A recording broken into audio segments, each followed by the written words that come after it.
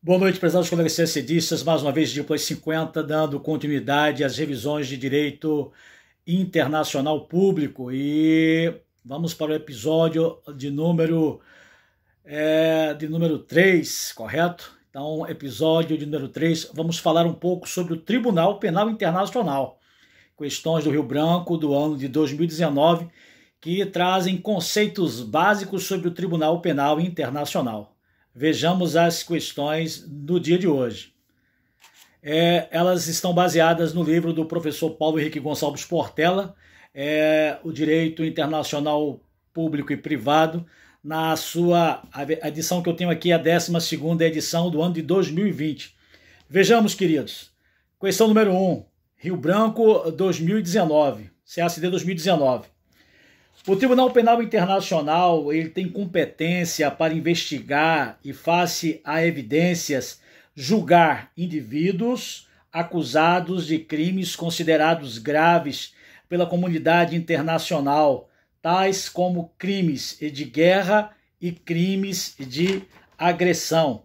Essa é a pergunta da assertiva, se o TPI ele tem competência para investigar e, face a evidências, julgar indivíduos acusados de crimes considerados graves pela comunidade internacional, tais como os crimes de guerra e crimes de agressão. Vejamos o que fala o Estatuto de Roma em seu artigo 5º, quando ele estabelece os crimes de competência do Tribunal Penal Internacional. Vejamos. Estatuto de Roma, que é o decreto número 4.388, de 25 de nove de 2002, e fala sobre a competência, a admissibilidade e direito aplicável quanto aos crimes da competência do Tribunal Penal Internacional. Então, a competência do tribunal restringir-se-á aos crimes mais graves que afetam a comunidade internacional no seu conjunto. Nos termos do presente estatuto, o tribunal terá competência para julgar os seguintes crimes: crime de genocídio, crimes contra a humanidade, crimes de guerra e crime de agressão. Então, queridos, conforme o artigo 5º, né, do Estatuto de Roma, ele fala que os crimes que podem ser julgados, crimes de guerra e crimes de agressão. Então, face às evidências aqui, ele reitera que os crimes, eles são os que estão aqui: genocídio, tá? E os considerados graves pela comunidade internacional, tais como crimes de guerra e crimes de agressão. Então, a assertiva ela está correta quando ele se julga os crimes de guerra e os crimes de agressão. Então, essa assertiva está correta conforme o Estatuto de Roma em seu artigo 5º. E ele reitera o seguinte, que o Tribunal Penal Internacional julga indivíduos, tá?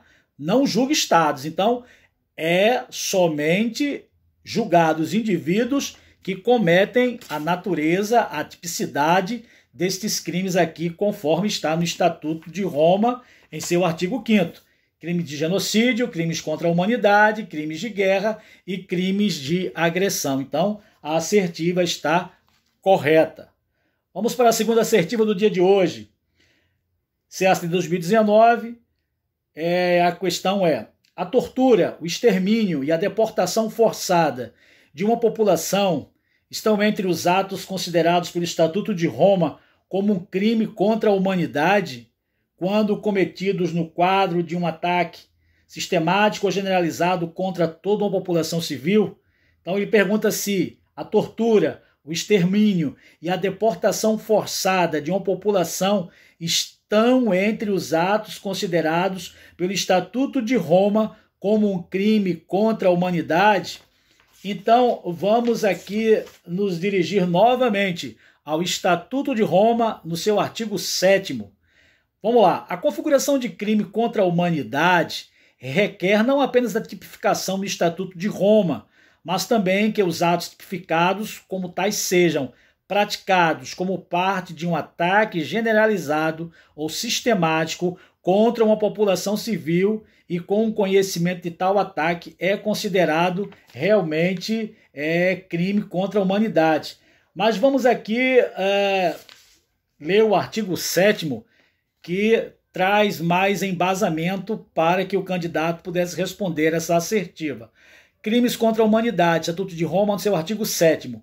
Para os efeitos do presente estatuto, entende-se por crime contra a humanidade qualquer um dos atos seguintes, que eu vou comentar daqui a pouco, quando cometido no quadro de um ataque generalizado, sistemático, contra qualquer população civil, havendo conhecimento desse ataque.